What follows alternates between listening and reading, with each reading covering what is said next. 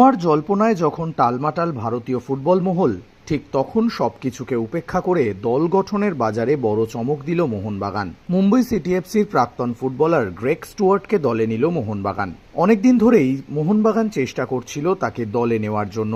এবছর তিনি Mumbai city FC ছেড়ে নিজের দেশের একটি ক্লাবে ফিরে গিয়েছিলেন। মোহনবাগান সুপার জায়ান্টের পক্ষ থেকে তার সঙ্গে কথাবার্তা বলে তাকে জালে তুলে নিল। গ্রেগ স্টুয়ার্ট ভারতীয় ফুটবলে অত্যন্ত সফল একটা নাম। 2022 সালে মুম্বই সিটি এফসির জার্সি গায়ে চাপিয়েছিলেন স্টুয়ার্ট। চলতি বছরের শুরুতে মুম্বই ছেড়ে স্কটল্যান্ডের একটি ক্লাবে যোগ দেন তিনি। মুম্বইতে যোগ দেওয়ার আগে এক বছর জামশেদপুর এফসিতেও খেলেছিলেন। ভারতীয় ফুটবল সম্পর্কে প্রভূত ধারণা রয়েছে স্কটিশ এই ফুটবলারের। আবারও ভারতে খেলতে দেখা যাবে গ্রেগ স্টুয়ার্টকে। 3টি মরশুম মিলিয়ে আইএসএলে মোট 21টি গোল এবং 21টি অ্যাসিস্ট রয়েছে স্টুয়ার্টের। আক্রমণের পাশাপাশি মাঝমাঠেও ভরসা দিতে পারেন এই স্কটিশ ফুটবলার।